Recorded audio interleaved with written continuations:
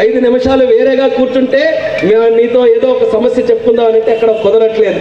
కానీ అవన్నీ కూడా రానున్న కాలంలో ఒత్తిడి తగ్గిన తర్వాత అన్ని రకాలుగా కూడా మనం బ్యాలెన్స్ చేసుకొని వెళ్దాం. మనం కేవలం దృష్టి పెట్టాల్సింది మనం ఏదో మనకు ఉన్నటువంటి పనులు చేసుకోవడం అనే కాదు, పార్టీ పరంగా మనం ఉన్నాం. గ్రామంలో మన పార్టీ నిలబడాలి. గ్రామంలో ప్రతి ఒక్కరికి కూడా తెలుగుదేశం పార్టీ అంటే ఎప్పుడూ ఆ మోజుండే విధంగా చేయాలి. మన పార్టీ ఉంటే న్యాయం జరుగుతుంది, మన పార్టీ ఉంటే మందికి డెవలప్మెంట్ జరుగుతుంది, మన పార్టీ ఉంటే కష్టాల నుంచి బయటికి తీసుకొని వస్తారు, మన పార్టీ ఉంటే ఉద్యోగాలు వస్తాయి.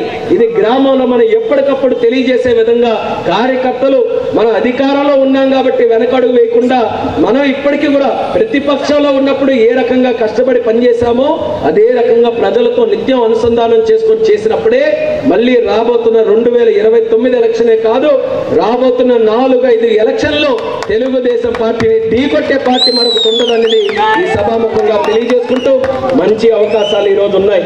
మీ అందరి తాలూకా దయతో తెలుగుదేశం ఎక్కడ గెలిపించుకుందాం అనుకున్నాం. దీనితో పాటు ఢిల్లీలో చక్రం తిప్పే స్థాయిలో తెలుగుదేశం పార్టీని కూర్చోబెట్టాం.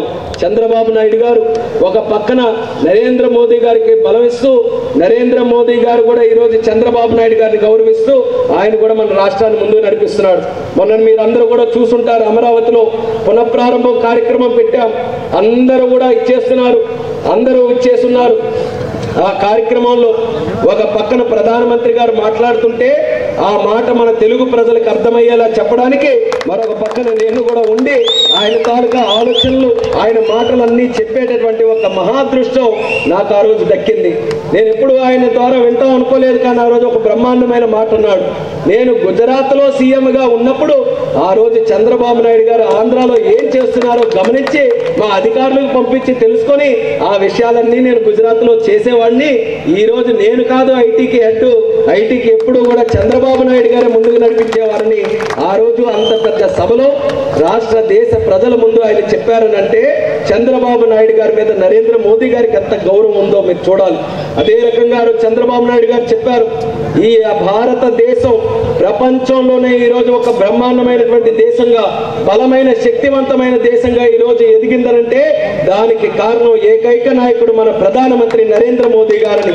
అటువంటి నరేంద్ర మోదీ గారు ఇలాంటి మన దేశం మీద ఒక కష్టమైనటువంటి ఒక సమస్య వచ్చినప్పుడు నిర్దిష్టమైనటువంటి ఒక నిర్ణయం తీసుకొని ఛాతీ చూపిస్తూ మన దగ్గర ఎవరైనా సరే ఇబ్బందులు పెట్టడానికి, ఉగ్రవాదానికి ఎవరైనా దారి తీస్తే అవసరమైతే ఇంటిలో దూరైనా సరే ఉగ్రవాదాన్ని హతం చేస్తామని నిరూపించినటువంటి వ్యక్తి మన ప్రధానమంత్రి నరేంద్ర మోదీ గారు.